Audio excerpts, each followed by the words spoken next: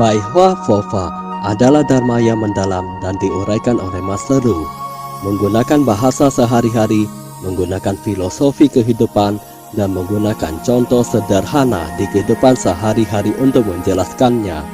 Di dalam Bai Hua Fofa, kita bisa memahami teori dharma yang mendalam dan memunculkan kembali sifat kebudayaan kita semua untuk mengubah nasib kita. Silakan menonton Bai Hua Fofa Master Ru.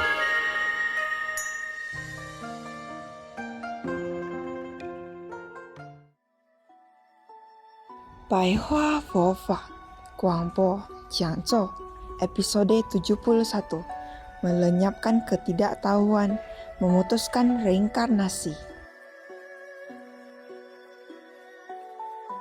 Kita harus merawat diri dan sifat sejati kita.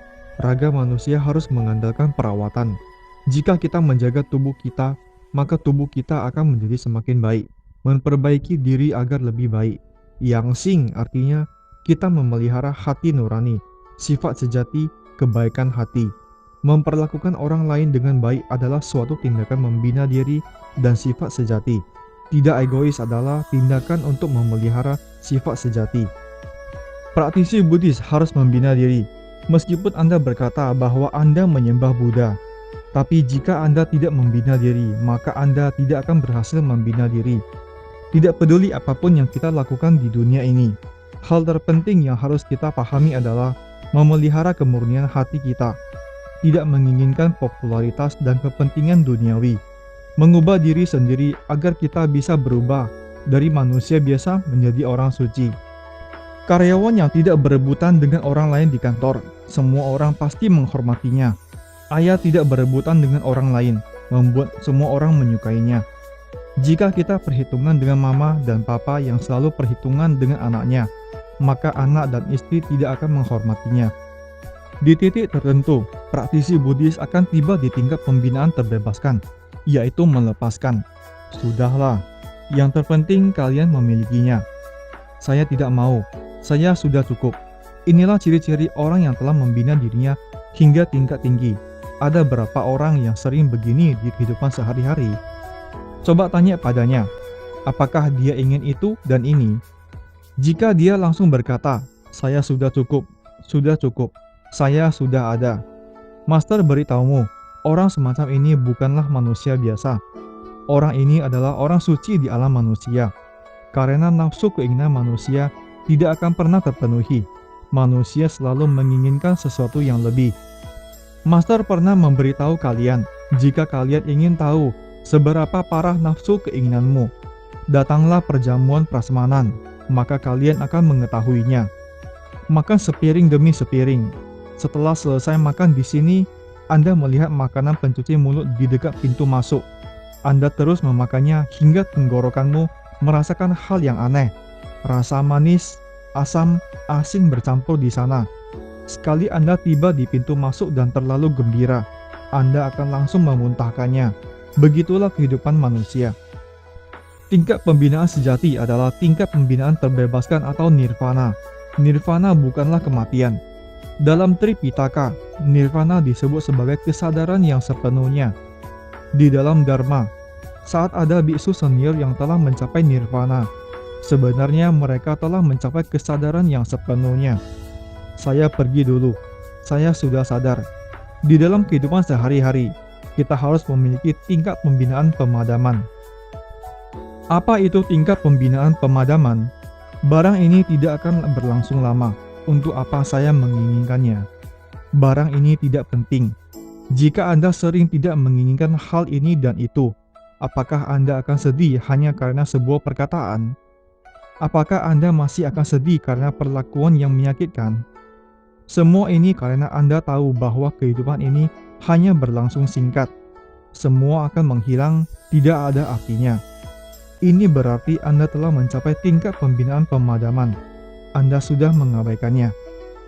Jika Anda memiliki harapan besar pada anakmu, anak saya harus begini, anak saya harus berbakti, harapan Anda padanya terlalu tinggi. Pada akhirnya, Anda akan kecewa. Asalkan saya bisa menjadikannya sebagai manusia baik, dia bisa memiliki keluarga, anak, dan kehidupan bahagianya sendiri sudah cukup. Kami menjalankan kehidupan kami masing-masing. Saya tidak mengharapkan apapun darinya. Dengan demikian, Anda tidak akan terlukai karena suka dan duka yang dibawakan anakmu. Ada seorang ibu tua yang sangat bijaksana. Menantunya melapor pada mamanya. Setelah beberapa tahun pernikahan, dia berkata pada mama mertuanya, "Ma, coba Anda lihat anak ini. Apakah Anda tahu apa respon dari mama mertuanya? Sewaktu saya menyerahkan padamu, dia masih baik-baik saja. Kamu yang telah membuatnya menjadi seperti ini kan?" Benar, istri harus mengikuti suami. Jika dia menikahi pria malas sepertimu, maka dia akan menjadi malas. Jika dia menikahi pria serakah sepertimu, maka dia akan menjadi serakah. Jika dia menikahi pria temperamental sepertimu, maka dia akan menjadi temperamental. Jika Anda terus memarahinya, apakah dia tidak akan balik memarahimu? Ini sangat wajar. Apa artinya ini? Itu artinya pikirannya masih belum terbebaskan. Berpikirlah lebih jernih. Jika Anda telah terbebaskan dari permasalahan anakmu, saya sudah bisa berpikir dengan jernih tentang permasalahan anak saya. Tapi bos selalu menyuruh saya untuk pensiun lebih awal. Saya tidak bisa berpikir dengan jernih. Anda disebut sebagai sebagian nirvana. Anda sudah bisa berpikir dengan jernih pada beberapa hal. Tapi masih ada beberapa hal lagi yang tidak bisa dipikirkan dengan jernih. Ini dinamakan sebagian nirvana. Apa itu nirvana yang sejati?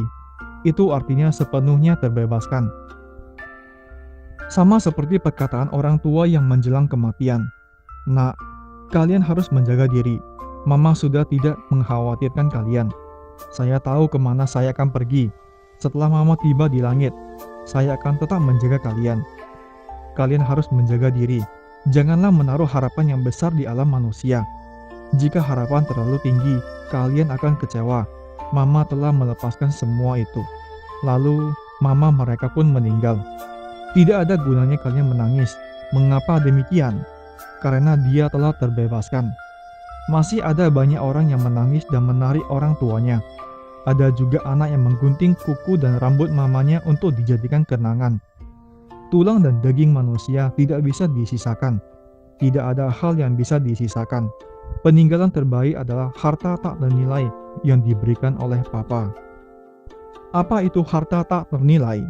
Itu adalah kepribadian yang mulia, kredibilitas yang tinggi, kebajikan, kebenaran, sopan santun, kebijaksanaan, keyakinan, tidak pernah merugikan siapapun, tidak pernah mencelakai siapapun. Ini adalah kelebihan dari kebudayaan tradisional Tiongkok. Kebajikan, kebenaran, sopan santun, kebijaksanaan, keyakinan. Tidak ada yang namanya pengacara di zaman dahulu. Mengapa sekarang ada pengacara? Meskipun ada pengacara, keadaan masih saja tidak kondusif. Mengapa demikian? Karena meski ada pengacara, pengacara juga bisa mengambil keuntungan dari hukum. Saat sesama pengacara saling mengajukan laporan, itu bukan Anda yang sedang bertengkar dengan dia, tapi kemampuan pengacara mana yang lebih hebat. Itu adalah sesama pengacara yang saling mengajukan laporan. Semakin banyak Anda mengeluarkan uang, maka pengacara yang Anda undang akan berbeda. Begitulah konsepnya. Cimie artinya kita harus memadamkan tingkat pembinaan yang tidak seimbang. Artinya adalah tingkat pembinaan di mana kita tidak bisa berpikir dengan jernih. Kita harus menyingkirkan tingkat pembinaan permasalahan. Kita harus mencapai tingkat pembinaan pemadaman. Itu adalah tempat pembinaannya Buddha. Saya sudah berpikir dengan jernih. Sudahlah, ambillah. Saya tidak mau. Lagi pula barang ini juga tidak bisa dibawa pergi. Mahayana dan Hinayana harus mencapai tingkat pembinaan pemadaman. Pembinaan diri harus menyingkirkan ketidaktahuan akan aku. Ketidaktahuan kita perlahan-lahan akan memunculkan karma buruk. Sifu berharap kalian menyingkirkan ketidaktahuan, menyingkirkan penderitaan reinkarnasi akan lahir, tua, sakit, mati. Setelah tubuh telah mati, ia akan terlahir kembali. Bukankah itu reinkarnasi? Siapa yang tidak pernah tua dari muda? Apakah ada orang yang awet muda? Tidak ada. Beritahu saya, siapa yang awet muda? Masih ada banyak orang yang tidak tahu apa tujuannya dia hidup. Jika Anda ingin orang lain baik dan berterima kasih padamu, maka Anda harus terus berkorban, memperlakukan orang lain dengan baik dan tulus. Lahir, tua, sakit. Mengapa manusia sakit lagi setelah dia sembuh? Itu adalah reinkarnasi. Sakit mak, orang yang sakit sangat menderita kan? Mengapa sakit lagi setelah sembuh? Mengapa Anda tidak hati-hati? Saya memintamu untuk tidak makan makanan dingin, tapi malah makan dan sakit lagi. Itu reinkarnasi kan? Setelah Anda bertengkar dengan istrimu, jangan menyinggungnya lagi. Jika Anda membicarakan keluarganya lagi, maka dia akan marah. Tidak apa-apa jika Anda memarahi dirinya, tapi jika Anda memaki keluarganya, dia akan bertengkar denganmu lagi. Jika Anda sudah tahu ini adalah titik reinkarnasi, maka jangan Anda membicarakan keluarganya lagi. Banyak pria yang sangat pintar. Setelah dia bertengkar, dia tidak memarahi istrinya di rumah, karena istri sangat menyayangi keluarga suaminya. Jika Anda memarahi orang tuanya, maka dia akan bertengkar denganmu. Tidak apa-apa jika Anda memarahinya. Saya beritahumu, ini adalah reinkarnasi.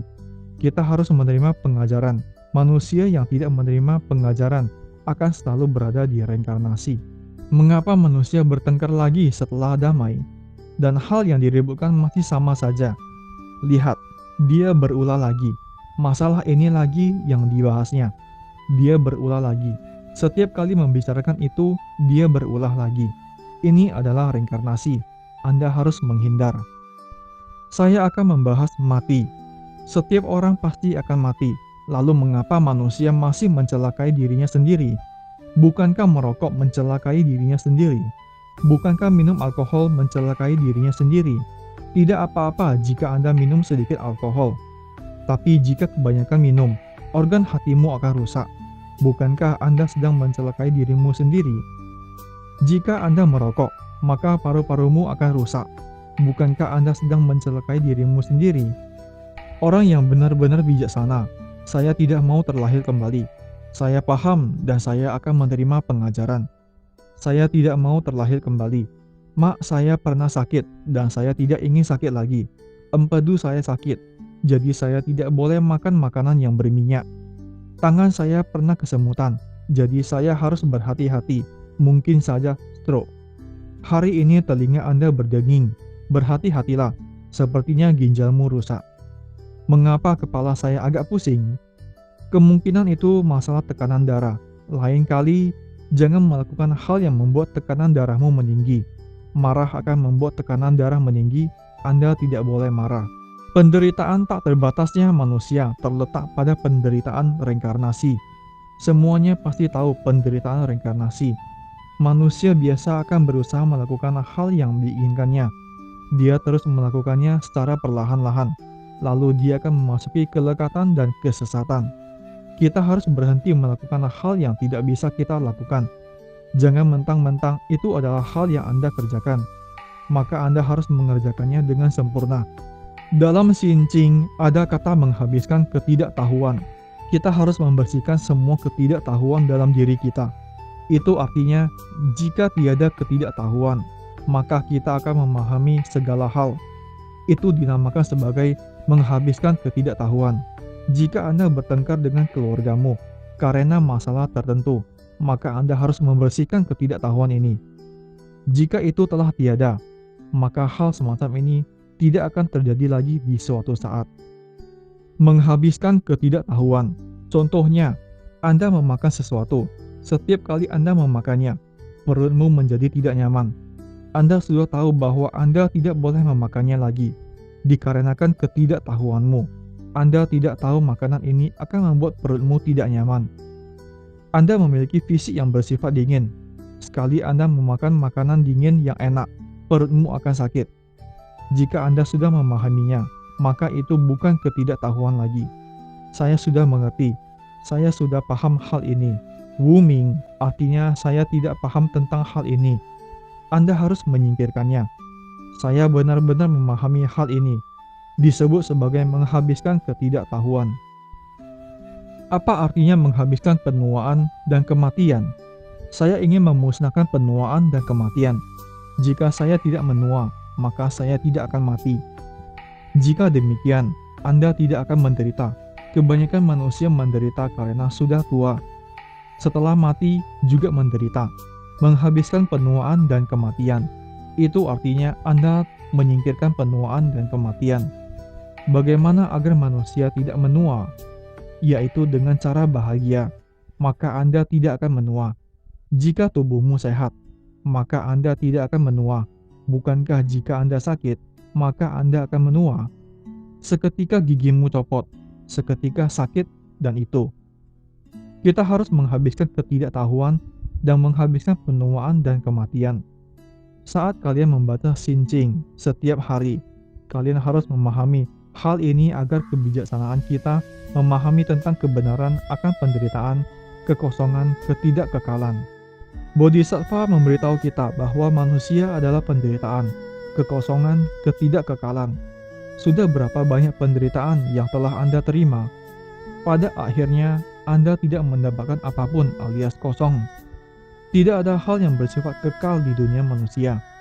Istri, anak, jabatan, raga kita bisa berubah kapanpun. Semuanya sedang berubah. Penderitaan, kekosongan, ketidakkekalan. Buddha memberitahu kita bahwa penderitaan, kekosongan, ketidakkekalan adalah kebenaran hidup. Jika Anda sudah memahaminya, maka kalian tidak akan berebutan dengan orang lain lagi. Anda tidak akan bertengkar dengan orang lain lagi. Untuk apa bertengkar? Semua itu kosong.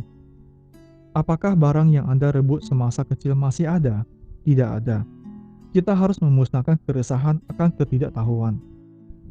Keresahan akan ketidaktahuan artinya saat Anda tidak memahami dan mengenali hal tersebut, maka Anda akan memunculkan keresahan.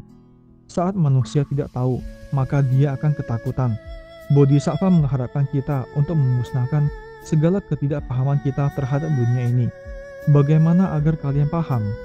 Yaitu dengan cara mendengarkan penjelasan sepuh. Jika bukan demikian, untuk apa kalian berguru? Itu adalah agar sepuh memberi penjelasan pada kalian. Manusia tiada penuaan dan kematian. Mengapa demikian? Saat Anda sudah memusnahkannya, manusia sudah benar-benar memahami kebenarannya dan tidak resah lagi. Jadi, bagaimana Anda bisa menua dan mati? Seperti yang kita tahu, saat manusia meninggalkan raganya, itu bagaikan sebuah mobil yang rusak. Supirnya adalah roh Anda. Anda hanya mengganti mobil lain, yaitu Anda terlahir kembali di alam lain. Saat Anda memahami hal ini, Anda tidak akan takut mati lagi. Alasan banyak orang yang takut mati karena saat saya mati semuanya telah tiada. Saya takut semuanya telah berakhir. Jika Anda tahu bahwa Anda tidak akan mati, maka Anda tidak akan menderita. Kita juga harus memusnahkan penuaan dan kematian. Anda harus tahu memahami atas kematian. Anda tidak akan mati karena Anda masih bisa memahami segala hal yang masih bisa dilihat olehmu. Mengapa praktisi Buddhis tidak takut mati? Begitulah analoginya. Ketidaktahuan, penuaan, kematian adalah fenomena pada reinkarnasi. Saat Anda mengetahui banyak hal, baik itu penuaan dan kematian, sebenarnya itu adalah reinkarnasi. Bukankah hidup kita adalah reinkarnasi? Anda sudah membereskannya dengan rapi, tapi keesokan harinya Anda harus bangun pagi lagi. Bukankah Anda memulai perputaran yang baru lagi? Pagi ini Anda sedih, tapi belum tentu keesokan paginya Anda masih tetap sedih. Itu adalah reinkarnasi. Pagi ini Anda mengalami reinkarnasi lagi. Hari ini Anda bertengkar lagi. Beberapa saat kemudian Anda bertengkar lagi. Ini adalah reinkarnasi. Reinkarnasi ada sisi baik dan buruknya. Bodhisattva berharap kita memahami bahwa semua itu adalah jodoh. Terima kasih telah menyaksikan pencerahan Pai Hua Fofa Master Lu Jun Hong. Bergembira dalam Dharma bersama dan menyelamatkan makhluk yang berjodoh.